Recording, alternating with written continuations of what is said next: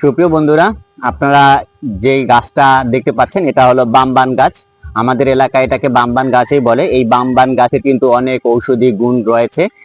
সেটা হলো এই বামবান গাছের যে শিকড় রয়েছে, এই শিকড় ডায়রিয়া চিকিৎসার জন্য ব্যবহার করা হয়। এছাড়াও আপনাদের যার হজমে সমস্যা রয়েছে, বেটে যদি খান তাহলে কিন্তু আপনার হজমে সমস্যা দূর হবে। এছাড়াও প্রদাহজনিত যে কোনো ধরনের যদি সমস্যা থাকে, যেমন আপনার শরীরে যদি কোনো ধরনের ব্যথা বা কোনো পোকামাকড়ের কামড় দিয়ে যদি শরীরে ফুলে যায়, তখন যদি এই শিকড় বেটে যদি আপনি শরীরে লাগান তাহলে কিন্তু আপনার আপনি সুস্থ হয়ে যাবেন। সেক্ষেত্রে এটা ঔষধি বৃক্ষ হিসাবে আমরা আমাদের কাছে পরিচিত। এছাড়াও আপনার এই যে গাছের যে নরম যে অংশ রয়েছে শিকড়ে, এটা কিন্তু মানুষের খাদ্য হিসাবেও ব্যবহার করা হয়। এছাড়াও এর যে মূল যে কাণ্ডটা, এই কাণ্ডটা আমরা কিন্তু হস্তশিল্পেতে ব্যবহার করতে পারি।